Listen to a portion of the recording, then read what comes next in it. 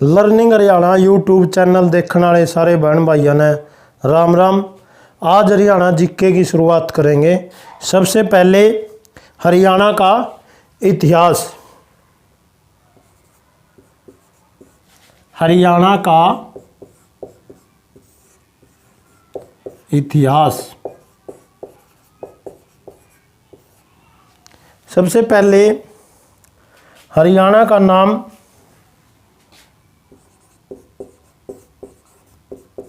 हरियाणा का नाम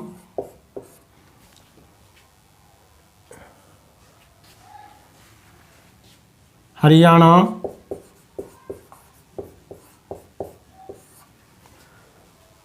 चाहमन ग्रंथ में मिलता है। किस में मिलता है? चाहमन ग्रंथ। हरियाणा का जो इतिहास है, हरियाणा का नाम हरियाणा एक ग्रंथ चाहमन ग्रंथ में मिलता है।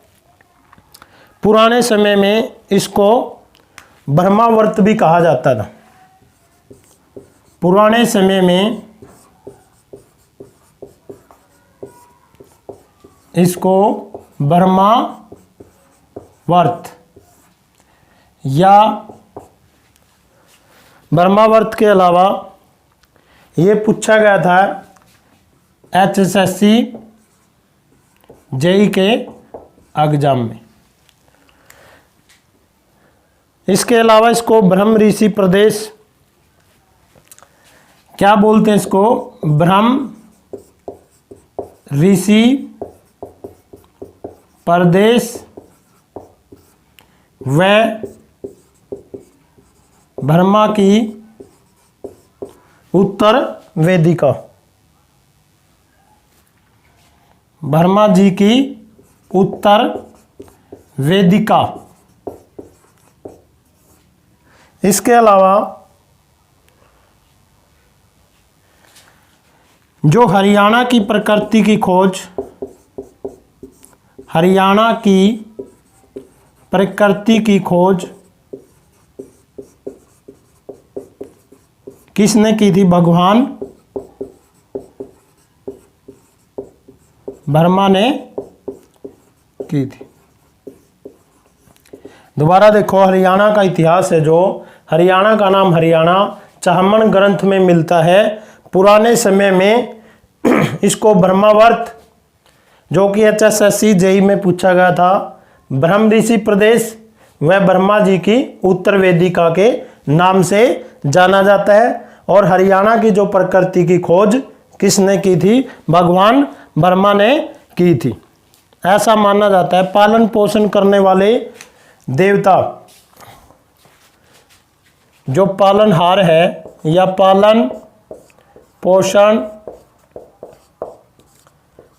पालन पोषण करने वाले कौन है? श्री हरि या विष्णु।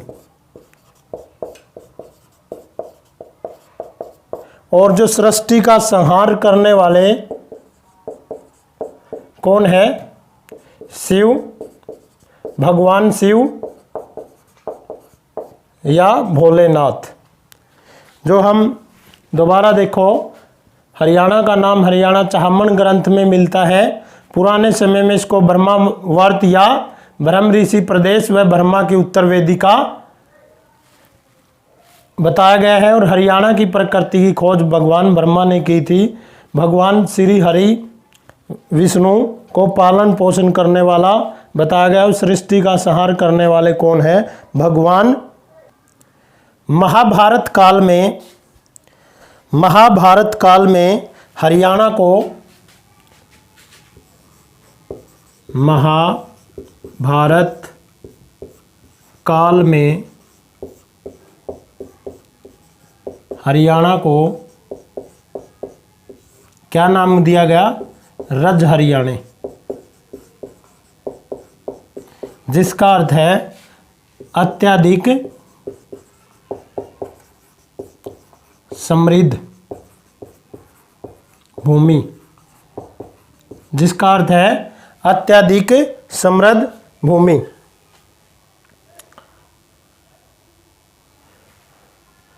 क्या बताया गया इसको? हरियाणा को बहु धान्यक, महाभारत काल में। और इसके अलावा कुरुओं द्वारा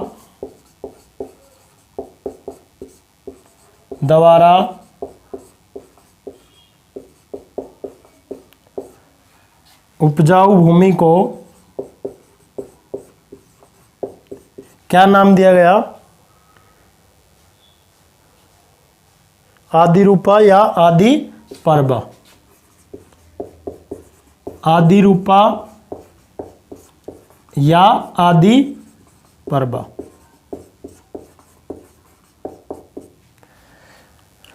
महाभारत काल में हरियाणा को बहुधान्य कहा गया, जिसका अर्थ है रज हरियाणे। बहुधान्य का अर्थ है रज हरियाणा, अत्यधिक समृद्ध भूमि। कौरवों द्वारा उपजाऊ भूमि को आदि रूपा या आदि पर्बा का नाम दिया गया। ऋग्वेद में हरियाणा को ऋग्वेद में बताया गया है। दोबारा देखो, ऋग्वेद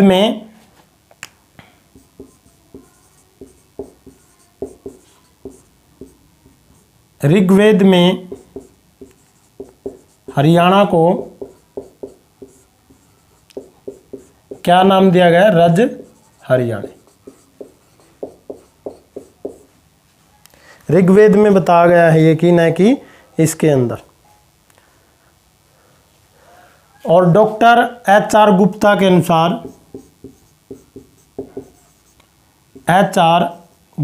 के अनुसार, इसको क्या कहा गया? हरियाणा को आर्यना या आर्यों का घर। क्या बताया गया है? आर्यना या आर्यों का घर। महाराज श्री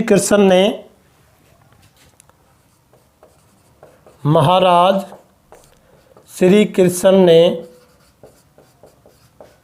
हरियाणा को क्या नाम दिया गया? हरना या लूटना। इसके अलावा बाणभट्ट की हरिश्चरित्र, बाणभट्ट था जो दरबारी कवि था हर्षवर्धन का। बाणभट्ट ने क्या नाम दिया गया हरियाणा को? श्री कंठ जनपद। श्रीकंठ जनपद। इसके अलावा कुरुक्षेत्र को भी क्या नाम दिया उसने? कुरुक्षेत्र को भी क्या नाम दिया गया? श्री कंठ जनपद। और पुष्य पदंत द्वारा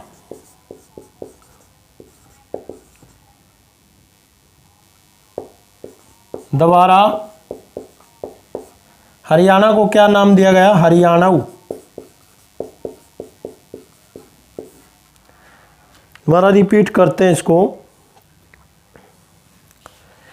जो महापुराण लिखा गया पुष्य पदंत द्वारा, महापुराण के अंदर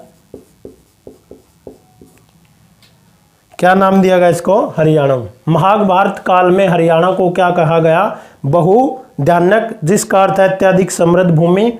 और कुरुओं द्वारा उपजाऊ भूमि को क्या कहा गया? आदि रूपा या आदि पर्बा। ऋग्वेद में हरियाणा को रज हरियाणे कहा गया। डॉक्टर HR गुप्ता के अनुसार आर्यना या आर्यों का घर। महाराज श्री कृष्ण के द्वारा हरना या लूटना। जो बाणभट्ट की हरिश्चरित्र, उसके द्वारा हरियाणा को श्रीकंठ जनपद और कुरुक्षेत्र को भी श्रीकंठ जनपद का नाम दिया गया। और पुष्य पदंत द्वारा रचित महापुराण में हरियाणा को हरियाणऊ कहा गया। अब हम बात करेंगे दूसरी शताब्दी का हरियाणा। दूसरी शताब्दी का हरियाणा, जहाँ से हमें संगीत के साक्ष्य मिले। कहाँ से? यमुनानगर के अंदर एक जगह है जिसका नाम है शुंग, या शुद्ध भी बोल देते कई जगह। यमुनानगर के अंदर, यमुनानगर जिले के अंदर एक जगह है शुंग। वहाँ से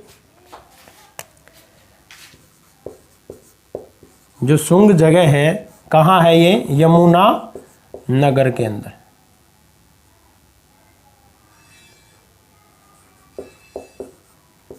तो यहाँ से हमें एक बैलगाड़ी के अंदर 4 से 5 व्यक्ति मिले। हमें कैसे पता चला कि वो संगीतकार थे? क्योंकि उनके हाथ में जो कुछ ऐसे वाद्य यंत्र थे जिससे हम आइडिया लगा सकते हैं। जैसे सिंधु सभ्यता के बारे में इतिहासकार अनुमान लगाते हैं, ठीक उसी प्रकार इतिहासकारों ने भी उनके हाथ में ऐसे वाद्य यंत्र थे जिससे पता चलता है कि वो संगीत प्रेमी हो सकते हैं। लेकिन ये नहीं पता चल पाया भाई वो शास्त्रीय संगीत थे या संगीत की कौन सी विधा उनके हाथ में थी, या कौन सी उस समय में संगीत विधा प्रचलित हो रही थी। 6वीं शताब्दी का हरियाणा के बारे में पढ़ेंगे, जिसको हम पुष्यभूति वंश या वर्धन वंश भी कहते हैं। जो स्थानेश्वर के शिव मंदिर का निर्माण किसने किया था? स्थानेश्वर, जो कि पुराना नाम किसका था? थानेसर का। स्थानेश्वर के शिव मंदिर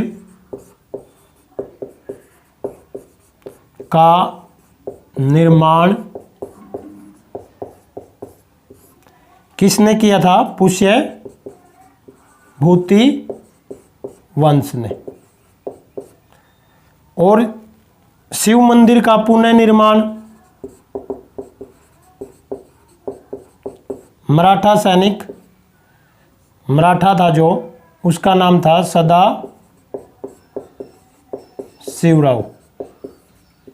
ये पूछा जाए, स्थानेश्वर के शिव मंदिर का निर्माण तो किया था पुष्यभूति वंश, जो कि दूसरा नाम है वर्धन वंश का, और पुनः निर्माण किसने कराया था? सदा शिवराव। और थानेसर का पुराना नाम क्या था? स्थानेश्वर था। अब जो पुष्यभूति वंश का राजा था, कौन बनता है यहाँ पर? यहाँ पर राजा बनता है प्रभाकर वर्धन। कौन बनता है? प्रभाकर वर्धन। और इसकी पत्नी का नाम क्या था? यशोमती। यहाँ पर इसकी 3 संतानें हुई। कितनी संतानें हुई? बड़ा लड़का क्या था? राज्यवर्धन। और इनकी लड़की थी या इनकी बहन राज्यवर्धन की, उसका नाम था राजश्री। और सबसे छोटे लड़के का नाम क्या था? हर्षवर्धन। क्या था? हर्षवर्धन।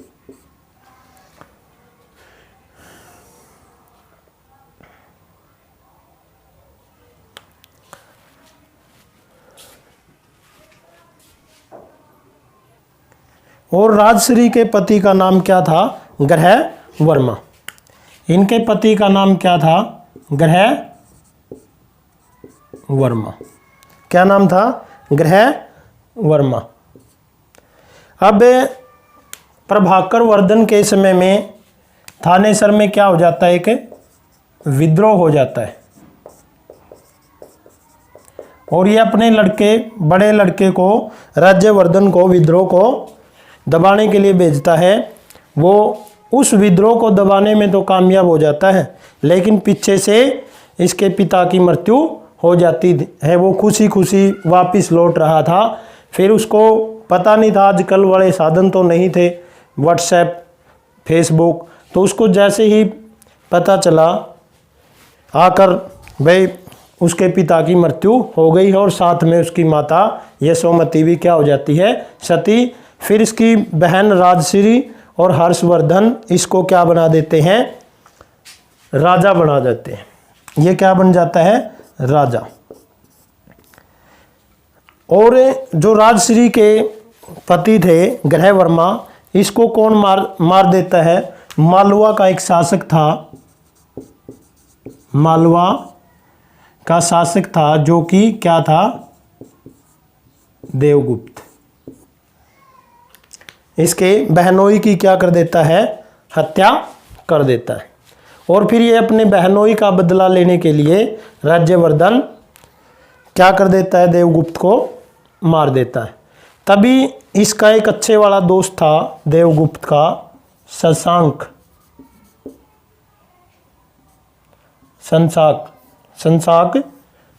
संसाक ही नाम होगा। तो ये किसको पत्र लिखता है, राज्यवर्धन को पत्र लिखता है कि मैं अपनी बहन का विवाह तेरे से करना चाहता हूं, और उसे धोखे से क्या दे देता है, जहर दे देता है। धोखे से क्या दे देता है, जहर, और राज्यवर्धन की मृत्यु हो जाती है। और फिर राजश्री को जैसे ही पता चलता है भाई उनके पति की मृत्यु हो चुकी है, वो सती होने के लिए विंध्याचल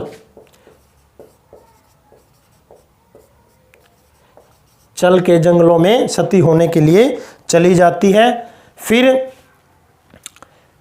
उसने अपनी बहन को जैसे तैसे ढूंढ निकाला। अब उसके सामने दो चुनौतियां थी, एक तो अपने भाई की मौत का बदला लेना था, और दूसरा अपनी बहन को सती होने से बचाना था। जैसे ही वो जंगलों में पहुंचता है, उसकी बहन के पास रोने लग जाता है, भाई मैंने अपने माता पिता को खोया है, अपने बहनोई को खोया है, और बड़े भाई को खोया है। अब आप भी चले जाओगे तो मैं किसके सारे टाइम पास करूँगा, कहने का मतलब ये है। तो छोटा 16 साल का बच्चा रोने लग जाता है। तो इससे वो अपनी बहन को सती होने से बचा। और जो संसाक था, ये इसने ही बोधि वृक्ष को कटवाया था। किसको कटवाया था, बोधि वृक्ष को। अब हर्षवर्धन का जो जन्म है, जन्म 590 ईस्वी में हुआ, और ये राजा कब बनता है, 604 ईस्वी में, 606 ईस्वी में, सॉरी। जन्म 590 में और राजा बनता है 16 वर्ष की आयु में। जन्म 590 में और राजा बनता है 606 ईस्वी में। जो मैं बता चुका हूँ, इसको राजा बनने के बाद दो चुनौतियों से पार पड़ना था। एक तो अपनी बहन को सती होने से बचाना था, और दूसरा अपने भाई की मौत का बदला लेना था। बताते हैं इन्होंने आक्रमण किया संसाक के ऊपर, और ये यहाँ से उसको हरा देता है, लेकिन मारने में कामयाब नहीं होता।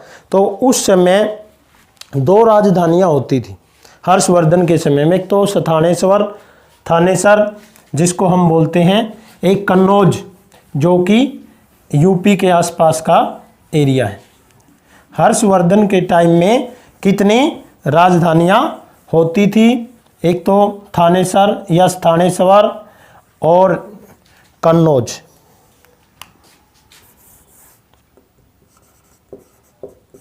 हर्षवर्धन जब राजा बनता है 606 ईस्वी में, तो इसकी कितनी राजधानियाँ थी, दो राजधानियाँ, एक तो स्थानेश्वर या आजकल जिसको थानेसर बोलते हैं, और दूसरी क्या थी, कन्नौज, यूपी के अंदर। तो इसके बाद 629 ईस्वी में चीनी यात्री कौन आता है, हेन स्वांग। कौन आता है, हेन स्वांग।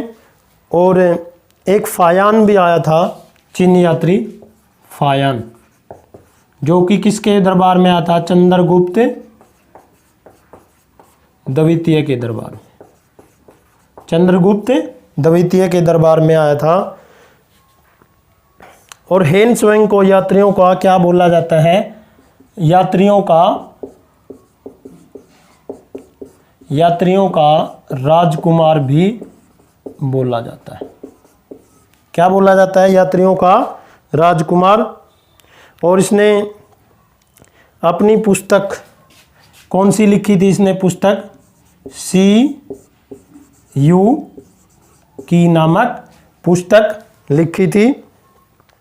और हरियाणा में कब से कब तक रहा था ये? 634 से 644 ईस्वी तक। हर्षवर्धन का दरबारी कवि कौन होता था? बाणभट्ट। कौन होता था? बाणभट्ट। तो इसने क्या लिखी? बाणभट्ट ने हर्ष चरित्र। क्या लिखी? हर्ष चरित्र।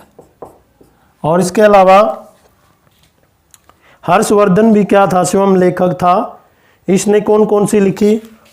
हर्षवर्धन ने रत्नावली, जो कि हरियाणा में फंक्शन होता है 1 नवंबर से 7 नवंबर तक, सभी 22 जिलों की वहाँ पर कला संस्कृति सब कुछ, वेशभूषा सब कुछ दिखाया जाता है, रत्नावली। इसके अलावा नागानंद प्रियदर्शिका। नागानंद और प्रियदर्शिका। हर्ष ने कौन कौन सी लिखी थी? रत्नावली, नागानंद और प्रियदर्शिका।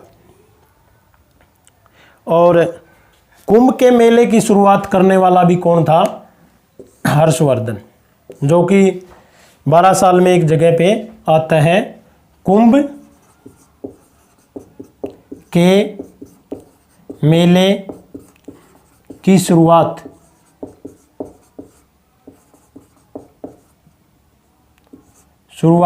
किसके समय में हुई थी? हर्षवर्धन के समय में हुई थी। और हर्षवर्धन के समय हूण जाति, कौन सी जाति? हूण जाति भारत पर क्या करती थी? आक्रमण करती थी। कौन सी जाति? हूण जाति आक्रमण करती थी। 634 और 35 के अंदर 634 और 35 के सन के दौरान पुलकेशियन द्वितीय ने हर्षवर्धन को, किसने हराया? पुलकेशियन द्वितीय। कहाँ पर? नर्मदा नदी के तट पर। कहाँ पर हराया? इसकी जानकारी हमें कहाँ से मिलती है? न तो बाणभट्ट की हरिश्चरित्र देती और न ही हेन्सवेंग की CU की। हमें इसकी जानकारी कहाँ से मिलती है? न तो हरिश्चरित्र से, जो कि किसने लिखी थी? बाणभट्ट ने। और न ही चीनी यात्री की जो CU की थी पुस्तक थी, न उससे मिलती, बल्कि कहाँ से मिलती है? ऐहोल अभिलेख से इसकी जानकारी मिलती थी। ये 6ठी शताब्दी का हरियाणा के बारे में इस प्रकार से डिस्कस था। और उसके बाद पुलकेशिन द्वितीय जो किस वंश का? चालुक्य वंश का था। थानेसर को राजधानी इसने कब बनाया था? 7वीं शताब्दी में थे। बाकी इस तरह से हरियाणा जीके का डिस्कस करते रहेंगे। आपको ये वीडियो कैसी लगी? लाइक शेयर कमेंट ज़रूर करके बताएं। राम राम सभी को।